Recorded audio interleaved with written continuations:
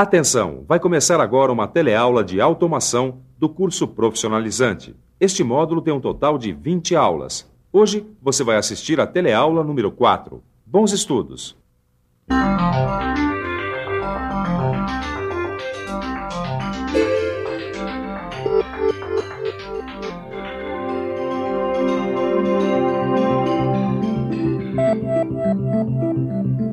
Você saberia dizer o que um simples liquidificador tem a ver com um robô? Bom, a resposta está aqui, nesse motor elétrico. É que tanto o liquidificador quanto o robô dependem do motor elétrico para funcionar. Agora você deve estar se perguntando, o que esse motorzinho tem a ver com o motor de um robozão super automatizado? Bom, isso você vai ficar sabendo na teleaula de hoje. Nessa teleaula, você vai ver como os motores elétricos funcionam e vai ver as diferenças e aplicações de alguns tipos de motores elétricos.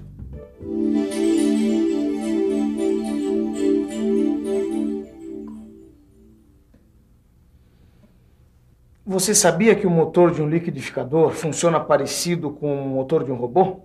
Não é mesmo, mano? É isso aí, Torquato. Tanto um quanto o outro funcionam convertendo energia elétrica em energia mecânica. Por exemplo, se eu ligar esse liquidificador,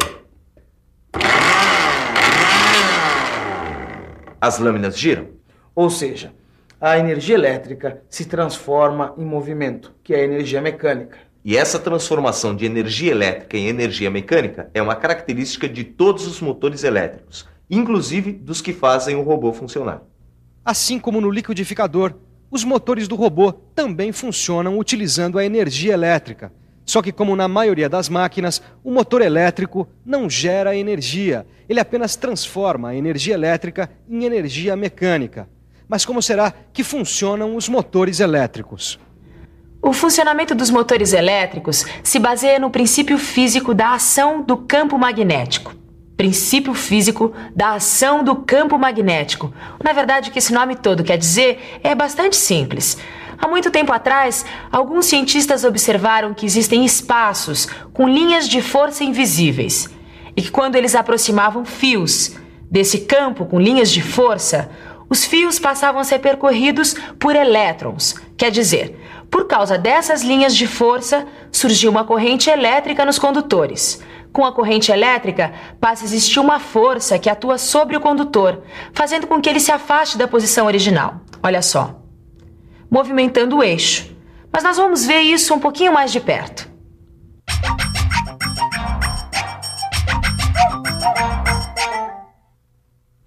Os motores elétricos sempre têm duas partes principais, uma peça fixa, com ímãs ou fios, e outra peça móvel. Quando um fluxo de corrente elétrica passa pelo fio condutor, são formadas as linhas do campo magnético, que por sua vez gera corrente elétrica. Aí, os campos magnéticos que têm uma mesma polaridade se repelem, e os campos magnéticos com polaridade diferente se atraem, levando a peça móvel do motor a se movimentar, transformando assim energia elétrica em energia mecânica, ou melhor, em movimento. Você viu que o objetivo de um motor elétrico é sempre criar algum tipo de movimento. Seja o movimento que faz as lâminas do liquidificador triturarem as frutas, seja o movimento que faz o robô se mexer. Você viu também como é o funcionamento básico de um motor elétrico. Vamos dar uma olhada agora no jeitão das peças de um motor. Essa peça, por exemplo, é o estator, a tal da parte fixa do motor, que normalmente tem campos magnéticos fixos ativados por esse eletroímã, que são fios enrolados como bobinas. Esse aqui é o rotor, a parte móvel do motor, que fica encaixada no estator através desse eixo que serve para transmitir o movimento. Grande parte dos rotores tem bobinas que são enrolamentos de condutores, ou melhor, enrolamentos de fios. Quando as bobinas são percorridas por correntes elétricas, elas criam linhas de campo magnético, e por causa da polaridade do campo magnético do rotor, ele se movimenta girando. Essa parte do rotor, chamada de coletor ou comutador, liga as bobinas do estator à corrente elétrica. E essas escovas são os contatos do comutador. Escovas? Contatos do comutador? Calma, que você já vai entender tudo isso e muito mais depois que você conhecer alguns modelos de motores elétricos. Mas antes disso, vamos ver um outro conceito que vai te ajudar a entender melhor tudo o que você viu até agora. Isso, um conceito de força magnética. A força magnética é uma força que existe dentro do campo magnético. E é essa força que faz com que os condutores se desloquem quando submetidos à ação de um campo magnético. Entendeu?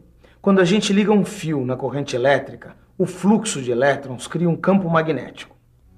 De acordo com a polaridade do campo magnético, há uma força de atração ou de repulsão que movimenta a parte móvel. E nesse caso, a parte móvel é o rotor. Mas antes da gente continuar, tem mais uma coisa importante. A construção de um motor se baseia justamente nos efeitos magnéticos da corrente elétrica. Muito bem, mano. Agora a gente já pode ver os tipos de motores elétricos. Os motores elétricos são usados nos mais diferentes equipamentos, de um liquidificador até um robô. Bom, e é claro que existe uma grande diferença entre esses equipamentos. Por isso existem também vários modelos de motores elétricos. Os motores de corrente contínua, por exemplo, são usados em guindastes, elevadores, locomotivas, bondes, estamparias e máquinas-ferramentas. Uma das características desse motor é que no lugar de ímãs no estator, ele tem peças polares. Além disso, ele tem duas escovas de grafita ligadas a estes fios, que ficam presas no estator, recebendo a tensão contínua que alimenta o motor. Mas e o motor do liquidificador? Será que ele é muito diferente do motor de corrente contínua? Os liquidificadores, assim como as enceradeiras, os aspiradores de pó, as serras, as lixadeiras, são movimentados por motores universais de corrente alternada. Esses motores recebem esse nome porque eles podem funcionar tanto com corrente alternada quanto com corrente contínua, o que faz deles motores bem parecidos com os motores de corrente contínua, que você acabou de ver.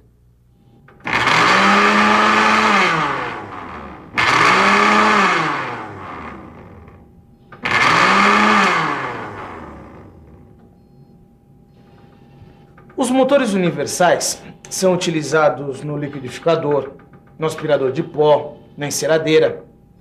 E os motores de corrente contínua são utilizados para levantar cargas pesadas. Mas e as cargas leves? Como será um motor que move as cargas leves? Hein, mano? São motores de indução de anel. Isso, motores de indução de anel. É um tipo de motor de corrente alternada. Dá uma olhadinha. Nos motores de indução de anel, quando há uma variação na corrente alternada que o atravessa, o campo magnético do estator induz correntes no rotor. Essa corrente induzida no rotor, por sua vez, gera um campo magnético ao seu redor, que se opõe ao campo do estator, o que faz o motor ficar parado. Parado, mano? Como assim? Explica melhor. É que se o rotor estiver em movimento por inércia, ele continua girando, uma vez que os campos se anulam, e aí o resultado das forças é zero. E você deve estar se perguntando, se o motor ficar parado, como é que ele funciona? É que esse tipo de motor, para funcionar, ou seja, para sair da inércia, ele precisa de um empurrãozinho. E quem dá esse empurrãozinho é justamente um outro tipo de motor construído especialmente para dar partida nele, que pode ser esse anel, que ao afetar o campo magnético altera as forças de atração e repulsão. E com isso, o resultado deixa de ser zero e o motor se movimenta.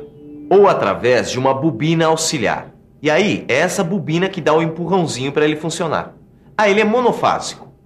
Monofásico. É o que você deve estar se perguntando. Calma aí que você já vai saber o que isso quer dizer. Os motores de corrente alternada, que você viu até agora, são chamados de monofásicos, uma vez que eles funcionam com apenas uma fase da tensão elétrica, 110 volts, 220 volts ou uma outra qualquer. Mas existem também motores de corrente alternada, como os usados nas turbinas das hidrelétricas e nas instalações industriais, que produzem 3 tensões, e por isso eles são chamados de trifásicos. Depois de tudo que você viu sobre os motores elétricos, será que dá para imaginar como são os motores usados nos robôs?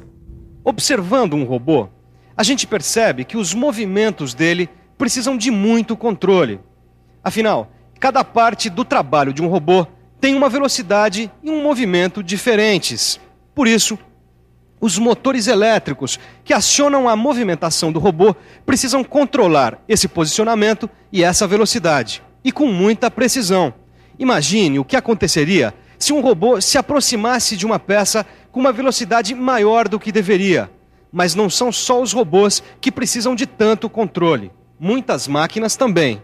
Para fresar uma peça em uma máquina CNC, por exemplo, normalmente são usados 3 motores elétricos. 2 para os movimentos da mesa e um terceiro para os movimentos em profundidade. Agora, como esse controle é feito? A primeira pista para a gente entender isso são os ciclos de realimentação. O controle da velocidade e o posicionamento são feitos por ciclos de realimentação. Então, a velocidade e o posicionamento são informações muito importantes para o controle do motor. Normalmente, os motores usados em ciclos de realimentação já vêm com sensoriamento acoplado no eixo para exercer esse tipo de controle. Sensoriamento explica o que são sensores. Sensores são pequenas peças encaixadas nas máquinas. São como os olhos que as controlam. Dá uma olhada. Esse é um sensor que vai informar, por exemplo, que o movimento não pode prosseguir para não danificar a máquina. E parece um olho mesmo. É incrível, né? Mas calma que ainda tem mais. E aí, recebendo os sinais elétricos dos sensores, o módulo de controle pode começar a operar, variando a potência elétrica do motor em função da necessidade da operação da máquina. Nesse caso, mudando a posição da ferramenta que está fazendo o movimento de profundidade.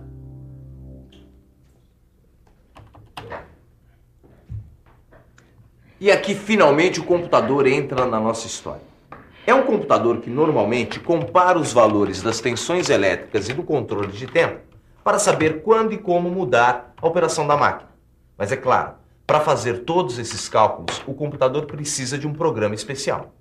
Isso, um programa especial que seja capaz de receber os sinais mandados pelos sensores, comparar esses sinais com valores pré-estabelecidos e finalmente devolver os sinais que vão controlar o motor, fazendo o motor acelerar, desacelerar, parar. É isso aí, tudo isso através dos ciclos de realimentação. Só que os ciclos de realimentação realizados com sensores, na verdade, são bem mais complicados do que parecem. É que, para girar um motor até uma posição determinada, com uma velocidade controlada, são necessários equipamentos bastante sofisticados. Por isso, existe um outro tipo de motor para essa função. É como esse que está funcionando aqui. É um motor de passos, que gira a partir de combinações pré-estabelecidas e funciona com corrente contínua pulsante. Para que esses motores funcionem, basta informar quantos passos darão para atingir a posição desejada. E a sua velocidade é controlada pela frequência dos sinais que definem os passos. Só que, apesar de tão sofisticados, os motores de passos ainda têm uma potência bastante pequena. Por isso, eles normalmente são usados em impressoras ou em acionadores de discos de computadores, e também em robôs que transportam cargas leves ou máquinas ferramentas CNC de pequeno porte. Então, deu para entender o que um liquidificador tem a ver com um robô? E atenção, se liga aí que é hora da revisão. Na teleaula de hoje, você viu que a base do funcionamento dos motores elétricos são os efeitos magnéticos.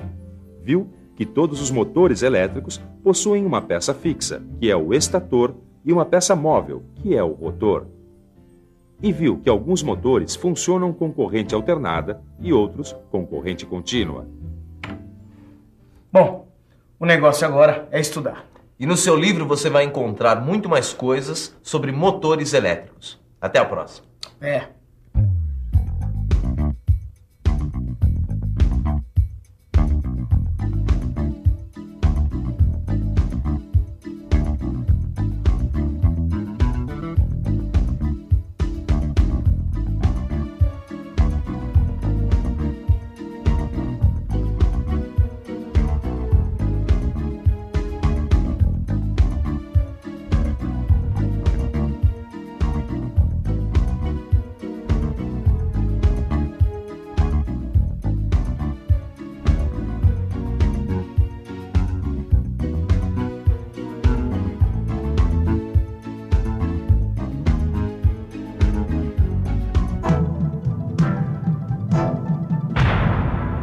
Telecurso 2000, um programa de educação do Sistema Fiesp e da Fundação Roberto Marinho.